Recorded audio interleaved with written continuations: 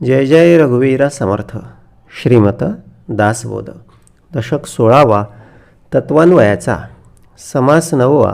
नाना उपासना निरूपणनाम. श्रीराम समर्थ. पृथ्वीमध्ये लोक नाना, त्यास नाना उपासना. भावार्थे प्रवर्तले भजना, ठाई ठाई. जय जय रघुवीर समर्थ. श्री समर्थांच्या कृपेनं 16वा दशक तत्वान्वयाचा. आणि हा दशक जवळपास आता पूर्णत्वाकडे वाटचाल करतो आहे. 9वा समास, याच्यानंतर एक शेवटचा समास राहील. त्याच्यामुळे हा दशक काय होईल, पूर्णत्वास प्राप्त होईल. 9वा समास दिला उपासनेच्या रूपानं. खरं तर बघितलं ना, एक नवाची भूमिका, नवाचा अधिकार, नवविधा भक्ती, समास 9वा, तो पण दिला नाना उपासना. अत्यंत सामर्थ्याचा सगळा हा भाग आहे. हे अष्टधा प्रकृती आपली, 5 भूते, 3 त्रिगुण. आणि बोलले हे त्या एवढ्यावर सगळं भागतं का आपलं? नाही. नुसतं बोलले माझं माझं करून, मी, माझे घर, माझे शरीर, माझी कांता, माझी मुले किंवा माझा संसार, असं करून भागेल का आपल्याला? नाही. आणि देव कैचा आणिला थोर, असं विचारून भागेल का? नाही. बोलले हे बाकीचं सगळं बुजगावणं आहे. तर शेतामध्ये असतं ना, शेतामध्ये काय असतं, बोलले त्या ठिकाणी एखादं पीक असतं. पीक दाण्यामध्ये आलेलं असतं, कणसं भरलेली असतात. आणि मग त्या ठिकाणी पक्षी येतात, ते दाणे सगळे खाऊन जातात. असे थवेचे थवे आले, वेगवेगळे सगळे पक्षी आले, तर मग ते शेतकऱ्याला काहीच उरत नाही. आणि मग तो काय करतो, एक शक्कल लढवतो, काहीतरी मडकं वगैरे घेतो, त्याला असं चेहऱ्यासारखा रंग देतो, 2 काठ्या घेतो, एक उभी एक आडवी, आणि असं कुठेतरी जमिनीमध्ये खोचून देतो. पिकामधून असं दुरूनच दिसेल कोणीतरी माणूस उभा आहे, असं भासवलं जातं त्या पक्ष्यांना. आणि मग ते पक्षी काय करतात, ते पक्षी कोणीतरी आहे भीतीनं, तिथून मग तिथे जवळपास फिरकत नाही. आणि त्या पिकाचं काय होतं, संरक्षण होतं. आता हे अष्टधा प्रकृतीचं बुजगावणं कशासाठी दिलं, हे आपलं बोलले.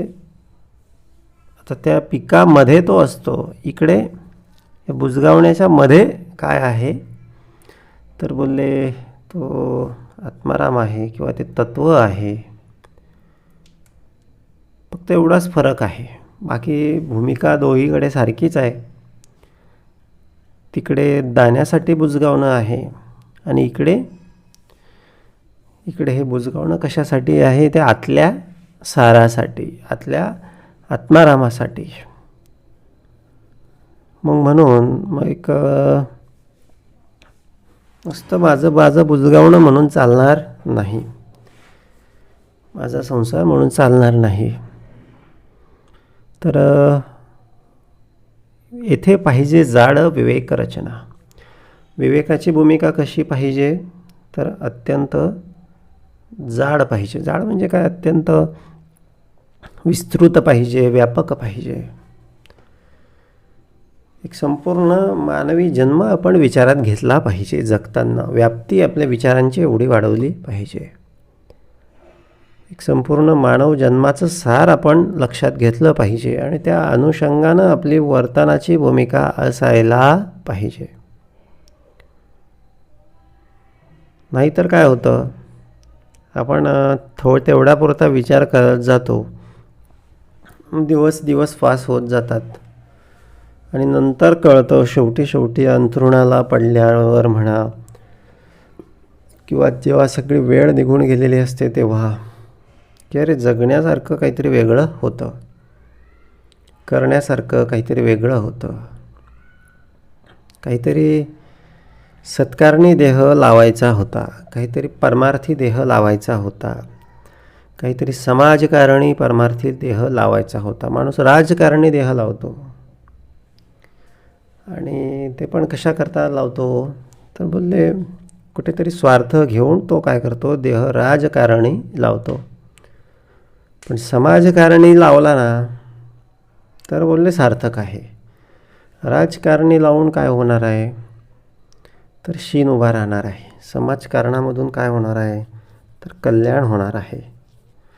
एक जगण्याचं सार्थक होणार आहे. जगण्यासारखं करण्यासारखं काय आहे तर समाजाची सेवा असेल, परमार्थाची भूमिका असेल, ईश्वराची आस असेल.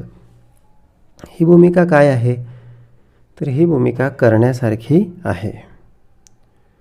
म्हणून 16वा दशक या ठिकाणी दिला तत्वान्वयाचा, आणि 9वा समास दिला नाना उपासना.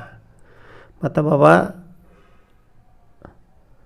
हे वेगवेगळे आस नको, एकच आस हवी, एकच हेतू हवा, एकच भान असावं, एकच शुद्ध असावी. काय शुद्ध असावी? मी देवाचा आणि देव माझा. मग आहे तितुके सगळे देवाचे. मग मला आनंद देणारा, माझी मदत करणारा पण देवच आहे, किंवा मला ज्याच्यापासून त्रास होतो आहे त्याच्या पण ठाई मी देव बघितला पाहिजे. असं चालणार नाही की माझा जो मित्र आहे त्याच्यामध्ये देव आहे आणि माझा जो शत्रू आहे त्याच्यामध्ये बोलले कोणीतरी राक्षस आहे. तसं नाही. मी जेव्हा ही माझी दृष्टी सम करेल आणि दोन्ही भूमिकांमध्ये मी सारख्याच प्रेमदृष्टीनं बघेल, दोहोंना मी हात जोडेल अंतरापासून. भले मी वरवरी आजच्या युगामध्ये ते करणं जमत नसेल, पण आतून मी दोघांचा सन्मान करेल, दोघांचा आदर करेल, त्यांनी केलेल्या सगळ्या अपराधांना क्षमा करेल. तेव्हा काय आहे, तेव्हा मग एकच एक भूमिका उभी राहते. आपण काय करतो, हे असे वेगवेगळे सगळे फाटे फोडत चालतो. वेगवेगळे फाटे फोडून काय करतो तर आपलंच जे ध्यान आहे, आपलीच जे भान आहे ते आपण हरवून बसतो. आपलं समाधान आपण हरवून बसतो. म्हणून असं बोलले इकडे तिकडे चित्त लावण्यापेक्षा चित्त भगवंती लावावे, आणि दुसऱ्या कोणाची आस ना. नाना आस ना. म्हणून समास 9वा दिला नाना उपासना निरूपणाम.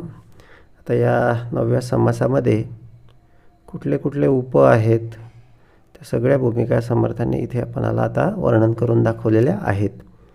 त्यासाठी उपासना कशा प्रकारची हवी ते पण सांगितलेलं आहे. पृथ्वीमध्ये लोक नाना, त्यास नाना उपासना. प्रत्येकाला वाटतं बोलले मी जी उपासना करतो ती श्रेष्ठ आहे. तर या जगामध्ये, या पृथ्वीमध्ये खूप सारे पंथ आहेत, खूप सारे धर्म आहेत, आणि प्रत्येकाची काय आहे उपासना वेगवेगळी आहे, प्रत्येकाची विधी वेगवेगळी आहे. पण समर्थांनी हे पुढे फार अत्यंत सुंदर पद्धतीनं सांगितलेलं आहे की बाबा रे, तू कुठल्या का देवी देवतेची किंवा कुठल्या का पद्धतीने उपासना करणार, पण काय होणार आहे म्हणजे ते एका अंतरात्म्यास पावते. ते शेवटी हे अखिल ब्रह्मांड कोणापासून निर्माण झालेलं आहे तर त्या एका अंतरात्म्यापासून निर्माण झालेलं आहे. आणि म्हणून मग आम्ही जे एका अंतरात्म्याला किंवा एका भगवंताला कुठल्या काय असे ना केली तरी ती त्या एका मुख्य भगवंतापर्यंत, मुख्य देवी देवतांपर्यंत सगळी जाऊन पोहोचते. पण त्यातही सार आहे, त्यातही एक लक्षात ठेवण्यासारखी भूमिका आहे. तर तो भगवंत किंवा ती उपासना किंवा ते जे माझे सद्गुरू आहेत किंवा ते जे माझं दैवत आहे ते माझ्यासमोरच आहे, ते माझ्या जवळच आहे आणि तो माझ्याकडेच बघतो आहे. आणि म्हणून बोलले त्या अनुषंगानं तेवढ्या आदरानं, तेवढ्या तत्परतेनं, तेवढ्या भावानं ती उपासना माझ्याकडून घडली पाहिजे. तर ते क्वांटिटीचा विषय नाही. 1 तास घडली, अर्धा तास घडली, 2 तास घडली. कधी कधी एखाद दुसरं देवाची ये द्वारी उभा क्षणभरी, एखाद दुसरं नामस्मरण इतक्या आदरानं, इतक्या प्रेमानं घेतलं गेलं तरी ते भगवंतापर्यंत पोहोचून जातं. तसा हा सगळा भाग आहे. अजामेळ पापी वदे पुत्र कामे. म्हणजे काहीतरी त्याचा तो भाव राहिलेला असेल, कारण त्याला पूर्वी संतांचा संग घडलेला होता. तर त्याचा तो काहीतरी भाव, काहीतरी त्याला आठवण त्या क्षणाला त्यावेळेस आलेली असेल. असं नाही नुसतं बोलले एक पुत्राचं नाव घेतलं म्हणून घेतलं. काहीतरी आली, काहीतरी ते प्रेम, काहीतरी उपरती त्याला त्या क्षणाला उत्पन्न झालेली असेल. आणि म्हणूनच बोलले त्यावेळेस त्यासाठी श्री विष्णूचे दूत, श्री हरीचे दूत त्याला सोडवण्यासाठी त्या ठिकाणी आलेले असतील. म्हणून त्यास नाना उपासना दिलेली आहे, सद्गुरूंनी दिलेली आहे. आवडीने भावे हरिनाम घेसी. ते उपासना कशी घेतली पाहिजे? आवडीने घेतली पाहिजे. उपासना करत असताना कंटाळा येतो. कंटाळा का येतो हो? कारण कुठेतरी आवड नाही. आवडीने भावे हरिनाम घेशी. आता आवड कशी निर्माण करायची हा एक मूलभूत प्रश्न आहे. आवड कशी निर्माण करायची? बोलले सतत हरिकीर्तन, हरिश्रवण, सद्गुरुश्रवण, संतजनांचा, उत्तमजनांचा, भक्तजनांचा सहवास आपण राहिलो पाहिजे. उत्तम आचरण करणारे जे नर आहेत किंवा उत्तम विचार ज्यांचे आहेत असे नर नारी असतील त्यांच्या संघात आपण राहिलो पाहिजे. आणि मग काय होतं? गोडी लागत जाते. गोडी लागून मग आपण आपल्याकडून ती उपासना म्हणा आणि नामस्मरण म्हणा ते घडत जातं. आणि मग तुझी चिंता त्यासी सर्व आहे.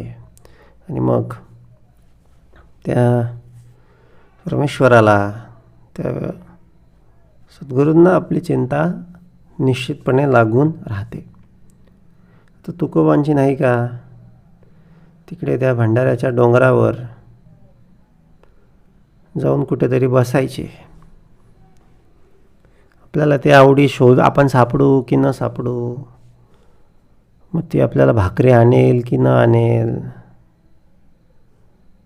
काही बोलले चिंता नाही. आवडीने भावे. आवड आहे म्हणून हे शक्य आहे. आवड नसेल तर मग बोलले काही उपासना नाही किंवा काही भक्ती नाही किंवा काही परमार्थ नाही. आवड असेल तर मग मात्र 100% हर प्रकारे मनुष्य वेळ काढतो, हर प्रकारे मनुष्य सवड काढतो.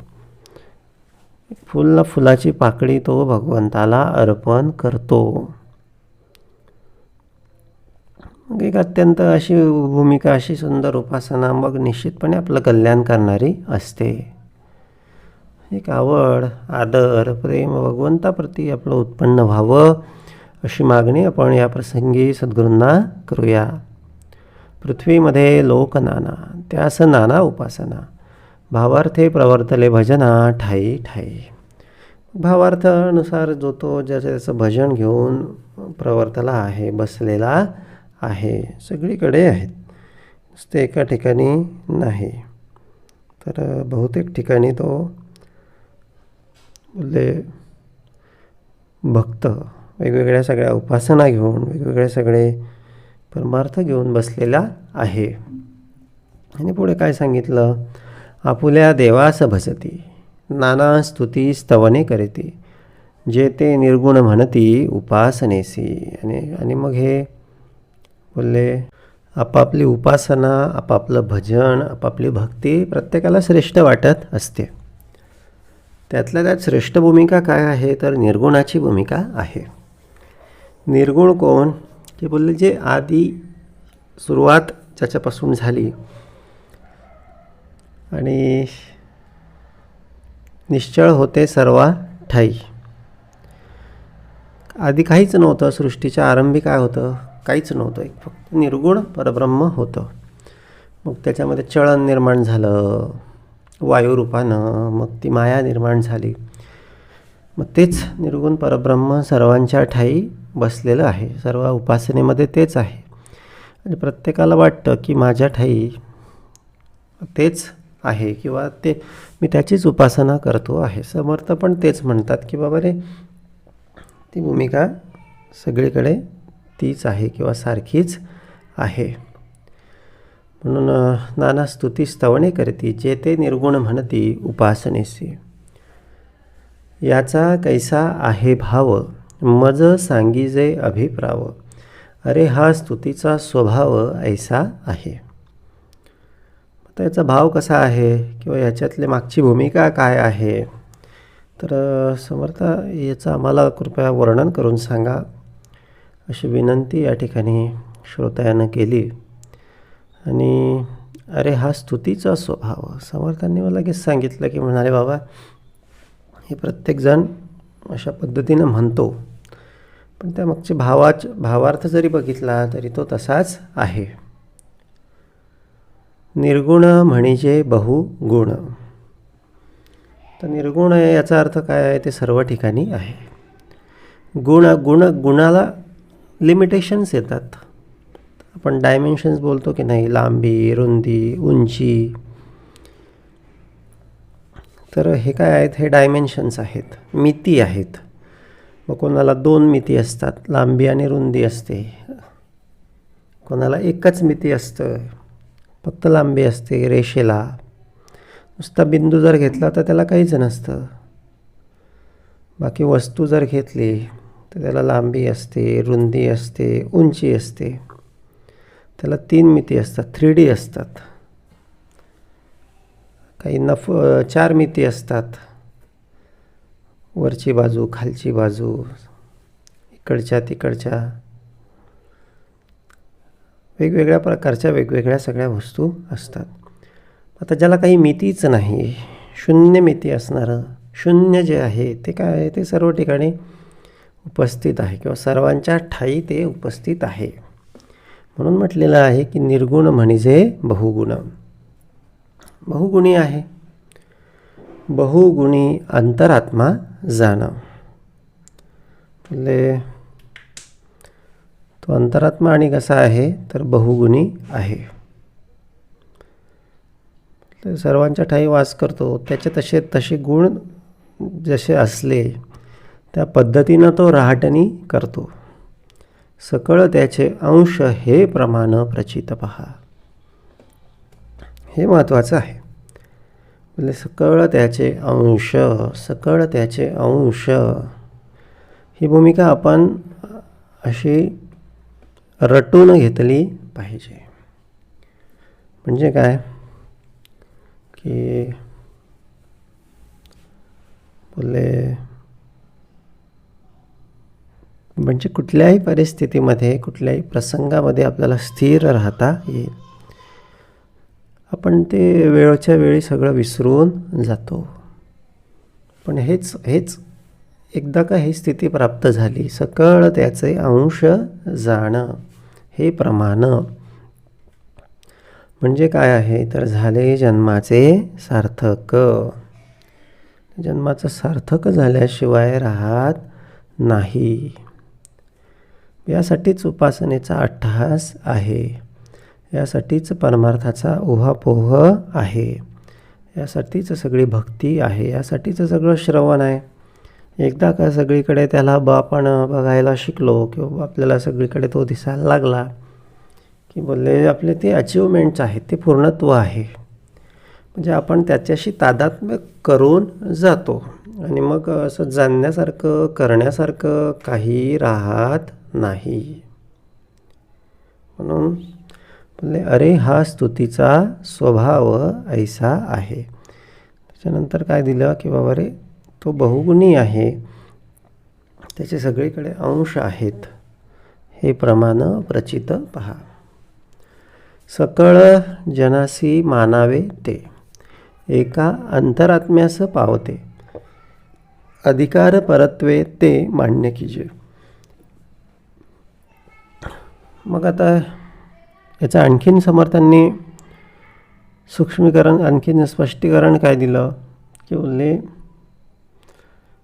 सकळ जनासी मानावे ते, म्हणजे आपण वेगवेगळ्या जनांबद्दल जे विचार किंवा जी भावना व्यक्त करतो ती प्रत्यक्षात आपण वेगवेगळ्या जनासाठी नाही, तर बोलले प्रत्यक्षात त्या एका अंतरात्म्यासाठी आपण ती भावना व्यक्त करत असतो. म्हणून बोलले सकळ जनासी मानावे ते, एका अंतरात्म्यास पावते, एवढं लक्षात ठेवायचं. म्हणून कोणाबद्दल काहीतरी उन्हा बोलताना, कोणाची निंदा नालस्ती करताना ही भूमिका लक्षात ठेवण्यासारखी आहे. थोडी जीभ चावता आली पाहिजे, थोडे चाचरता आलं पाहिजे, असं धड धड धड धड बोलले कोणाची अवहेलना करणं, हेटाळणी करणं, तिरस्कार करणं, हे बोलले मी माझ्याच हातानं माझ्याच पायावर जणू काही कुऱ्हाडी मारतो आहे, असंच हा सगळा प्रकार आहे. म्हणून बोलले त्यासाठी विशुद्ध भान असणं गरजेचं आहे. म्हणून त्यासाठी सत्शास्त्र श्रवण असणं गरजेचं आहे. श्रोता म्हणे हा अनुमान, मुळी घालावे जीवन, ते पावे पानोपान हे सध्या प्रचिती. मग उदाहरण काय सांगितलं, मुळाला जर पाणी घातलं कुठल्याही वनस्पतीच्या, रोपाच्या, झाडाच्या, तर काय होणार आहे, मुळी घालावे जीवन, ते पावे पानोपान हे सध्या प्रचिती. मुळाला पाणी घातलं की ते काय होतं, असं पानापर्यंत पोहोचतं, हे सध्या प्रचिती. ते पानांपर्यंत जातं प्रत्येक. तसंच आहे उपासनेचं आहे, तसंच भक्तीचं आहे. आपण वेगवेगळ्या ज्या उपासना करतो, वेगवेगळ्या मार्गांना जे भक्ती, स्तवन, भजन, कीर्तन करतो, ते शेवटी कुठे जातं, ते पावे पानो बोलले ते त्यालाच जातं, बोलले त्या मुळालाच पोचतं. आता जसं वरतून भातानं पाणी घातलं काय, तांब्यानं पाणी घातलं काय, चमच्यानं पाणी घातलं काय, पावसानं पाणी घातलं काय, शेवटी ते जाणार कुठे आहे, तर बोलले शेवटी ते मुळाकडेच जाणार आहे.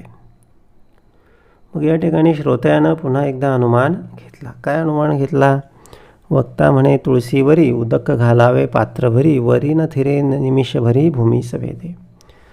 आता समर्था तुम्ही म्हणाले झाडाला टाकलं तर ते मुळाकडेच जातं, पण मग आता हे आपण छोट्या तुळशीसारख्या वनस्पतीसाठी ते ठीक आहे, पण मोठ्या वृक्षास कैसे करावे, मोठ्या वृक्षाला वरती आपण कसं जाणार आहे, उदक सेंड्या पात्र कैसे न्यावे, याचा अभिप्राव देवे मज निरूपावा.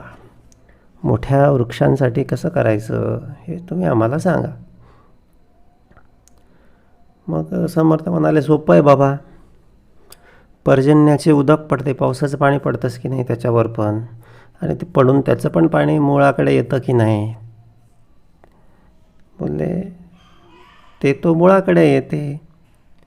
आता हाताची पावे ना तेथे काय करीती. आता जिथे हात जात नाही तिथला विषय वेगळा आहे, पण पावसाचं पाणी येतंच की नाही. म्हणून बोलले कुठल्याही झाडाला, कुठल्याही जीवाला, कुठल्याही मनुष्याला, कुठल्याही नातेवाईकाला, कुठल्याही मित्राला आपण जे देतो, भावना करतो, निंदा नारस्ती करतो किंवा स्तुतीस्तवन करतो, ते कुठे जातं, बोलले एका अंतरात्म्यास पावते. आपण म्हणून विचार केला पाहिजे. एकदा नव्हे, दोनदा नव्हे, चांगला भरपूर वेळा विचार केला पाहिजे की आपण जे जे करतो ना ते सगळं अंतरात्म्यापर्यंत, त्या भगवंतापर्यंत पोहोचतं आहे. म्हणून मी काय देतो आहे याचं भान ठेवलं पाहिजे. म्हणून पण आता हे झालं सगळं उदकाचं, झाडाचं मुळापर्यंत पोहोचण्याचं, किंवा आम्ही जी भावना करतो एखाद्याबद्दल ती शेवटी अंतरात्म्यापर्यंत जाते, त्याच्या म्हणजे त्या मुख्य परमेश्वरापर्यंत पोहोचते. पण आता इथून समर्थांनी थोडा वेगळा विषय घेतला. काय विषय घेतला? सकळास मूळ सापडे. आता सगळ्यांना मूळ सापडेल ऐसे पुण्य कैचे घडे. बोलले सगळ्यांना काही मूळ सापडत नाही, असं काही सगळ्यांचं पुण्य नाही. आपल्याला सापडलेलं आहे. आपण काय आहोत? भाग्यवान आहोत. आपण बोलले सगळ्यांपेक्षा भाग्यवान आहोत. कोणापेक्षा भाग्यवान आहोत? ज्यांना परमार्थ मिळालेला नाही त्यांच्यापेक्षा खूप भाग्यवान आहोत. बोलले हे बाकीचं संसार, प्रपंच, धन, द्रव्य, दारा हे जाऊ द्या. हे आज आहे उद्या नाही. म्हणजे काय? हे आता एक जिवंत आहे तोपर्यंत आहे. नंतर पुढे काय? पुढे सगळं ते परलोकीचा प्रवास आहे. मग हे ती 15, 20, 30, 50 वर्ष बोलले ह्याचा विचार नाही. पुढे अनंत कालाचा विचार महत्त्वाचा आहे. मग आपल्याला हे संसार, प्रपंच, कार्याकारण, पण परमार्थ बोलले अत्यंत प्रायोरिटीने एक मूलभूत कर्तव्य म्हणून आपण जगलो पाहिजे किंवा त्याचा अवलंब केला पाहिजे. आता 3 आपल्या मूलभूत गरजा होत्या: अन्न, वस्त्र, निवारा. मग पुढे त्याच्यामध्ये शिक्षणाचा एक हक्क त्याच्यामध्ये टाकला गेला. तो हक्क आहे. गरज आणि हक्क याच्यातला विषय थोडासा फरक आहे. पण आपला परमार्थ असणे, भगवंताची भक्ती करणे ही आपली मूलभूत गरज पण आहे आणि आपला हक्क पण आहे. म्हणजे आपल्याला कोणी रोखू शकतं का? नाही. आता प्रल्हाद आहे. प्रल्हादाला एवढ्या असुर कुळामध्ये तो जन्माला आला. हिरण्यकश्यपू, हिरण्याक्ष हे अक्षरशः पृथ्वीला घेऊन बुडवणारे हे सगळे लोक, एवढे महाबली, महाकाय, त्यांच्या कुळामध्ये हा जन्माला आलेला. तरी त्याला त्याच्यावर बंधन ठेवू शकलेला नाही. कोणावर? प्रल्हादावर. आणि तरी देखील बोलले कारण तो त्याचा हक्क होता. जीवाला आलेल्या प्रत्येक जीवाचा हा जन्मसिद्ध हक्क आहे.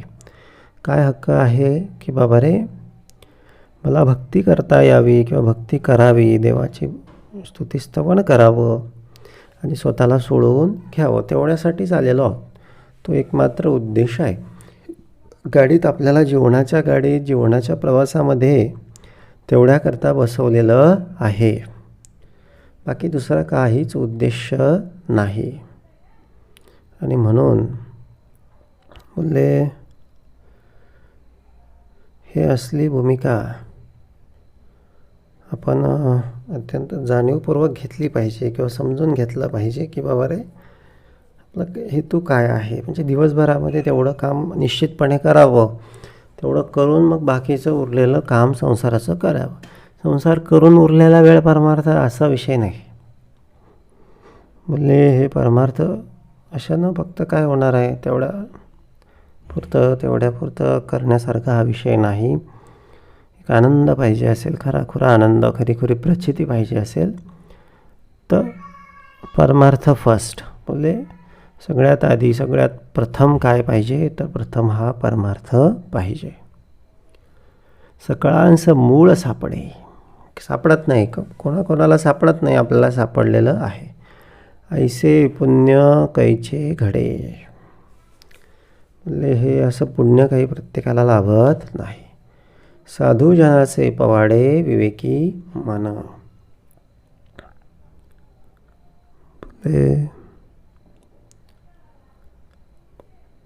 साधुजनाचे पवाडे.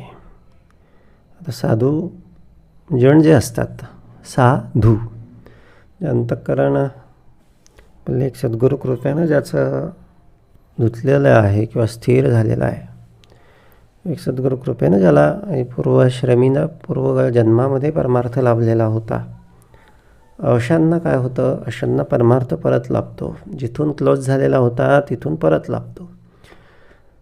संसारात कितीही केलं ना तरी पुढच्या जन्मात सगळं झिरो. म्हणजे फक्त एवढं आहे, हे झिरो काय होतं, हे तुमचं प्रॉपर्टी, तुमचं ते किती शेती घेतली, किती सोनं तुमच्याकडे आहे, ते सगळं झिरो होतं. पण तुम्ही काय चांगलं केलं आणि काय वाईट केलं ते झिरो होत नाही, ते ॲज इट इज असतं. आणखीन एक, समजा ह्या जन्मात जो परमार्थ केला तो बोलले तो झिरो होत नाही. समजा एका भक्तीच्या एका लेवलपर्यंत आपण जर ह्या जन्मात आलो आणि एक दुर्भाग्यवश म्हणा किंवा एक आयुष्यमान संपलं, पुढच्या जन्मात त्या लेवलपासून वरती आपली प्रगती होत जाते. बोलले हे कारण हे शाश्वत आहे. कारण हे काय आहे, मूळ आहे. सकळाचं मूळ सापडे ऐसे पुण्य कैचेकडे. पण हे काही सगळ्यांना काही भेटत नाही, सगळ्यांना काही हे लाभत नाही.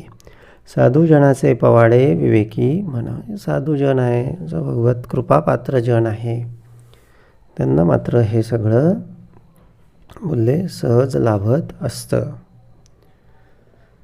तथापि वृक्षांचे नि पडिपाडे, जीवन घालिता कोठे पडे. एक गोष्टीचे साकडे काहीच नाही.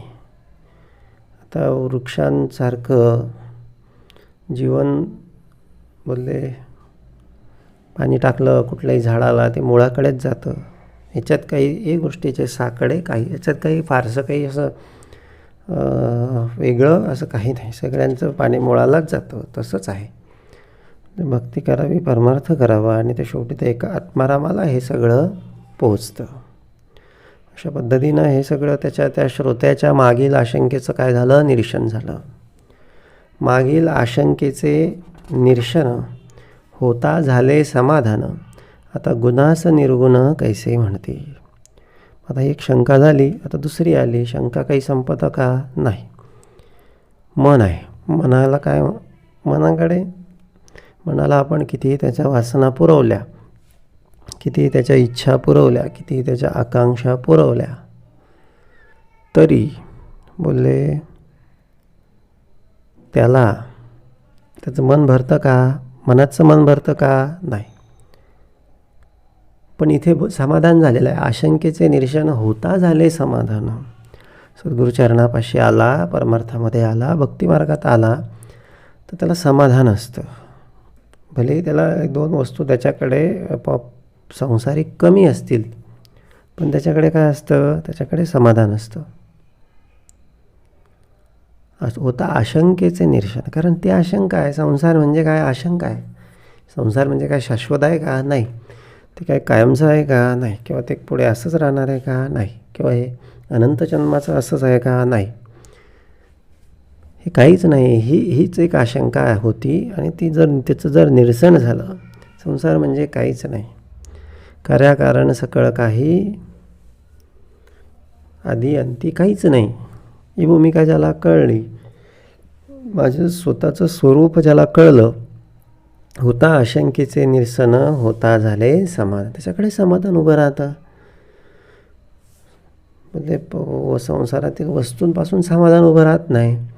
आता गुणास निर्गुण कैसे म्हणते. आता याला निर्गुण कसं म्हणायचं. आता या ठिकाणी दुसरं एक शंका म्हणा किंवा दुसरं एक सूचना त्या श्रोत्यानं या ठिकाणी मांडली, की समज आता तो तर आम्हाला गुणात सगळा दिसतोय, देहामध्ये दिसतोय, आणि त्याला निर्गुण कसं काय बोलतात. हे कृपया आम्हाला या ठिकाणी समजून सांगा. आता समर्थ त्याच्या या दुसऱ्या आशंकेचं निरसन करतील.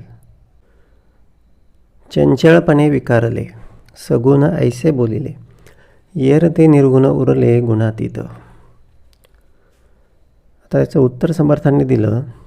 म्हणाले ते चंचळपणे सगळं कार्य करतं म्हणून त्याला सगुण बोललं गेलं. आणि बोलले जे कार्य करणारं आहे तेवढं सगुण आहे. येर ते निर्गुण उरले गुणातीत. आणि बाकीचं जे आहे ना ते गुणातीत आहे. पण ही सगुण रूपसुद्धा त्याचंच आहे. म्हणजे एका अर्थानं या दोन्ही भूमिकांमध्ये ती व्यक्त होणारी एकच एक भूमिका आहे. वक्ता म्हणे हा विचार, शोधून पहावे सारासार, अंतरी राहता निर्धार नाव नाही.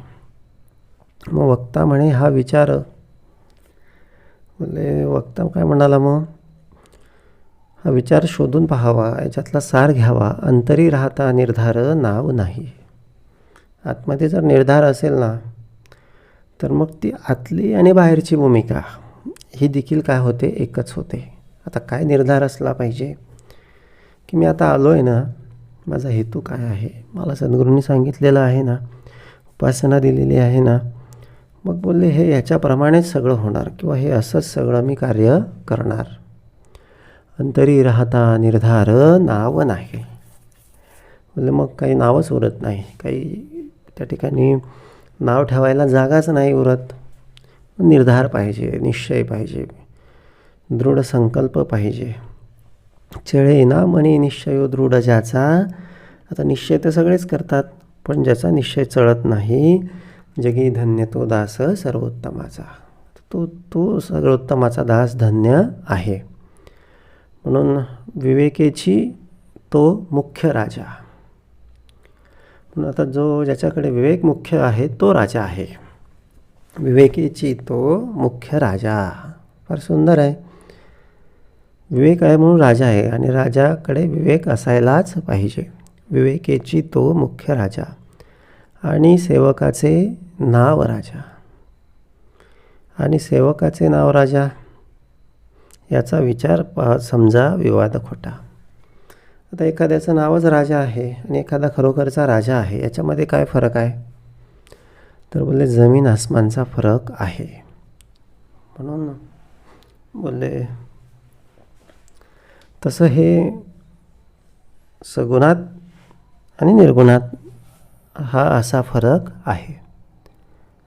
बोलले जरी इकडे तो सगुण रूपात असला तरी कार्य तो फक्त काय आहे, द्रष्टा आहे किंवा तटस्थ आहे.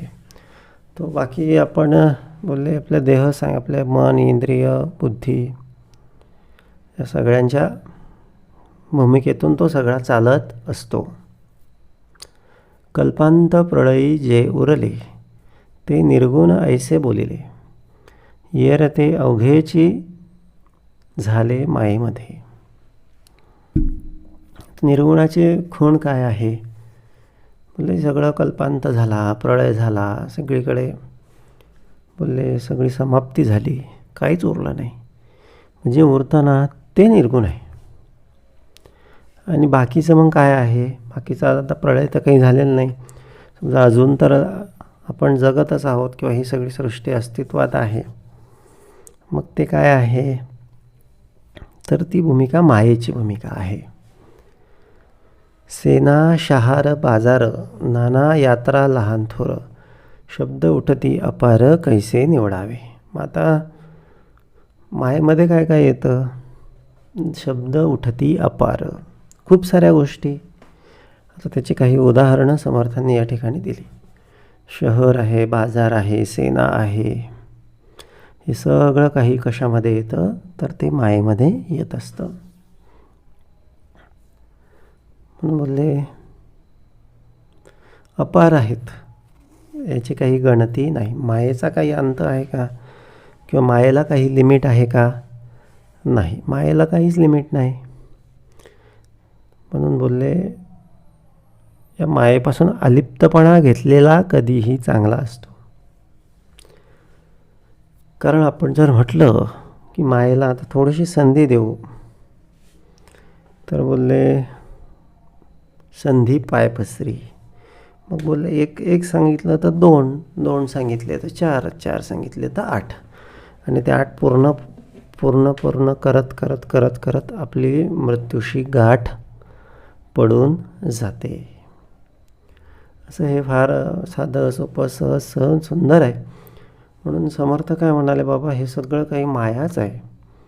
याच्यामध्ये काही मायेच्या सगळ्या रूपामध्ये कोण हे माया नाही ते माया नाही असा विषयच नाही. सगळंच काही माया आहे.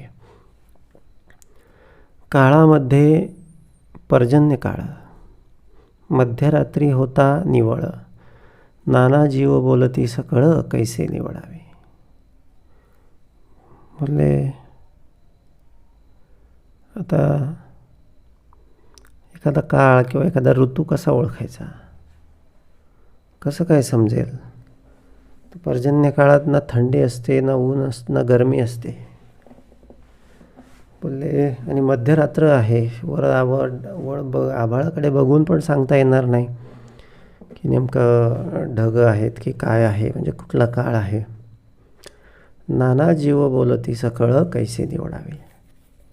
मग प्रश्न उभा राहतो की आता हे सगळं कसं निवडायचं. तर अशा वेळेस हे निवडता येत नाही. म्हणजे एवढीच क्लिष्ट आणि एवढीच बोलले तेवढीच कॉम्प्लेक्स, तेवढीच ज्याला आपण व्यापक विस्तृत अशी काय आहे, तर ती माया आहे. तिला सोडवण्याच्या भानगडीत पडूच नाही. बोलले आता एखादा कुत्रा असतो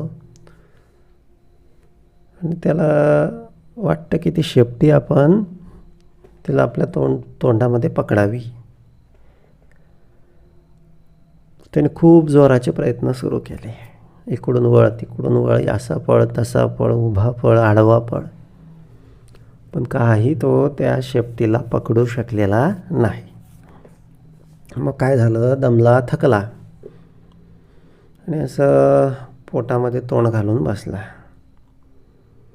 आणि असा थोडासा थकल्यामुळे दमल्यामुळे त्याचा डोळा लागला.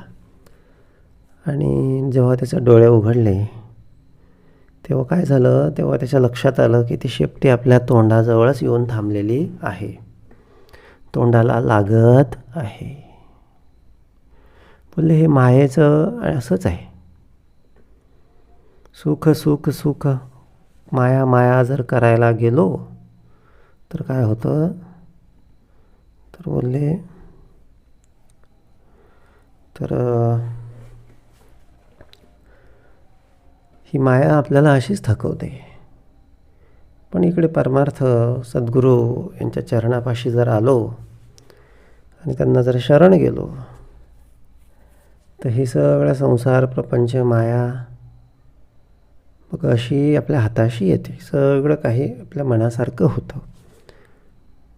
सद्गुरू कृपा बोलले झाली की मग काय होतं,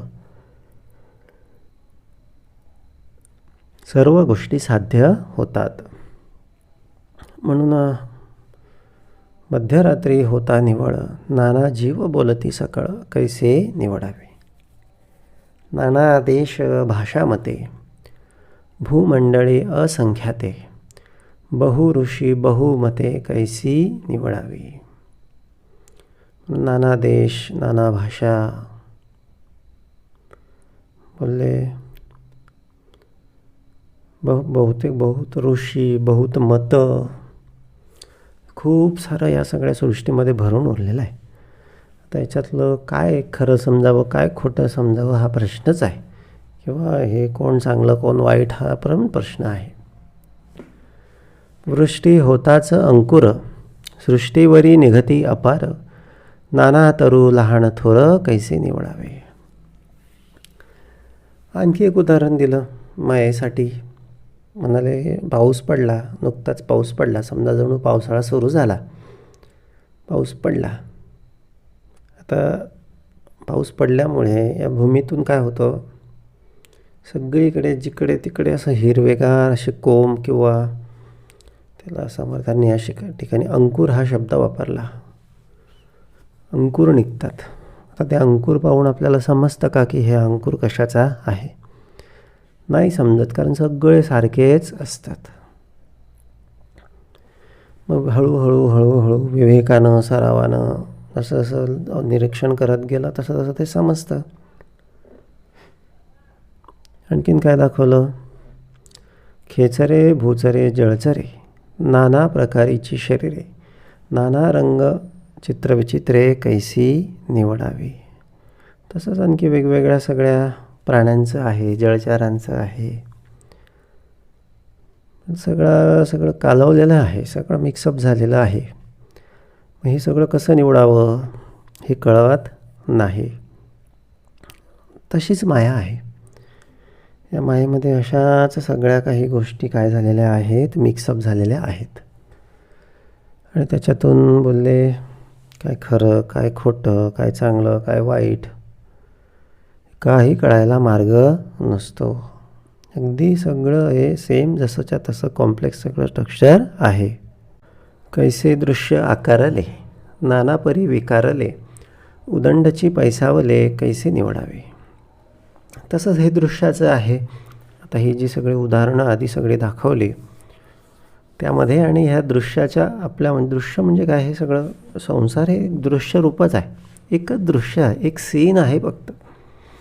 जसं आम्ही चित्रपटामध्ये किंवा सिरियलमध्ये एखादा सीन बघत असतो ना, सेम बिलकुल काहीच फरक नाही. आणि त्याच भूमिकेतून, सीन बघण्याच्या भूमिकेतून एवढं शांतपणे आणि एवढं नम्रपणे किंवा एवढं तटस्थपणे हे सगळं जीवन जगणं आवश्यक आहे.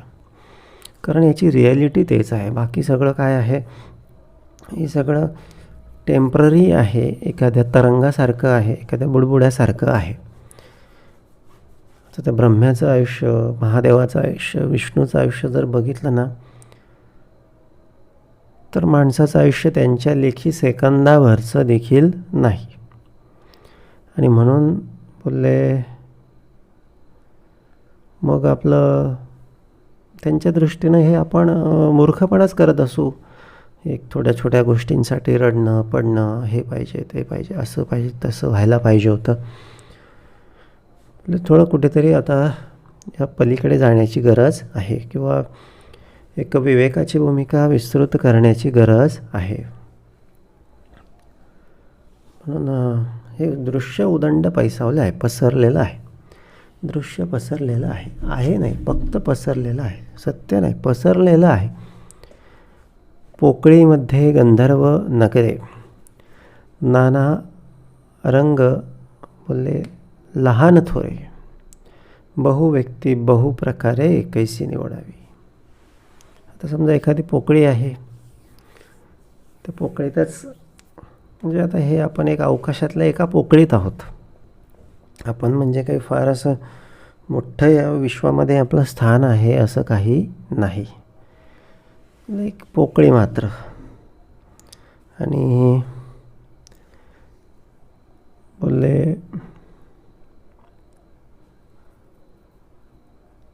या सगळ्या पोकळीमध्ये भरपूर साऱ्या गोष्टी आहेत, वेगवेगळे व्यक्ती आहेत, रंग आहेत, शहरं आहेत. पण अशा पोकळ्यासुद्धा हजारो लाखो आहेत. मग बोलले आता याच्यातलं कुठल्या याला खरं समजायचं, कुठल्या याला खोटं समजायचं, कैसे निवडावे, म्हणजे कसं कोणाला श्रेष्ठ समजावं. दिवस रजनीचे प्रकार चांदिने आणि अंधकार विचार आणि अविचार कैसा निवडावा. तर दिवसाचे प्रकार आहेत, रात्रीचे प्रकार आहेत, कधी चांदण्या कधी अंधकार असतो, कधी विचार कधी अविचार. मनाकडे पण खूप सारे विचार येतात. म्हणून एक विचार चांगला, एक विचार वाईट, तर शेवटी विचारच आहे. येणार आहे, जाणार आहे, येणार आहे, जाणार आहे. आता याला कसं करायचं? याला उपाय एकच आहे की याला फक्त असं तटस्थपणे, शांतपणे, आल्हाददायकपणे बघत राहिलं पाहिजे. विसर आणि आठवण, नेमस्त आणि भाष्कळपण, प्रचित आणि अनुमान येणे रीती. विसरणे आणि आठवणे, शहाणपणा आणि त्या ठिकाणी भाष्कळपणा म्हणता येईल किंवा एक निरर्थकपणाची बडबड होईल.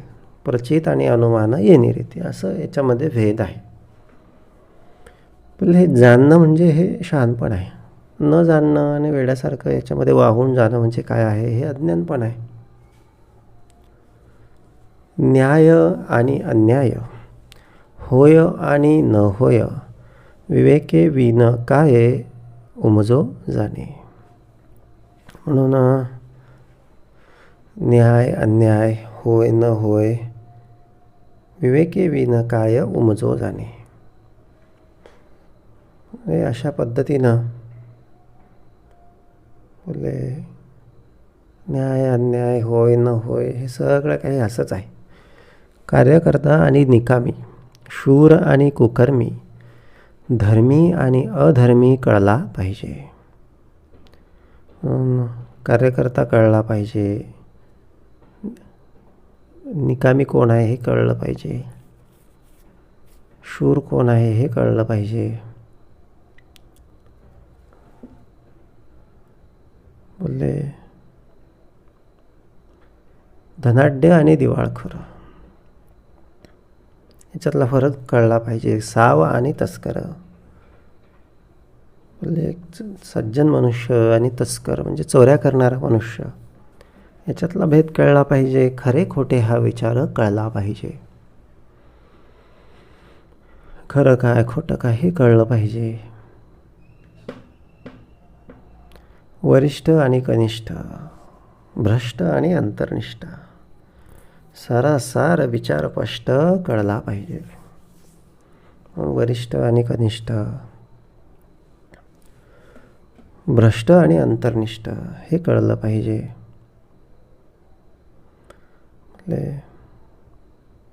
आता ह्याच्यामध्ये जसा भेद आहे ना, तसाच भेद जाणणे आणि न जाणणे या भूमिकेमध्ये आहे. आता या ठिकाणी समर्थांना सांगायचं काय आहे की बाबा रे, उपासना जी आहे ती निर्गुणापर्यंत जाते. ती भावार्थानं केली पाहिजे, आवडीनं घेतली पाहिजे. आणि जे गुणामध्ये आलेलं आहे तेवढं सोडून बाकीचं सगळं काय आहे, निर्गुण आहे. म्हणून बोलले मग यातून मग शेवटी समर्थांनी आपल्याला काय समजावून सांगितलं.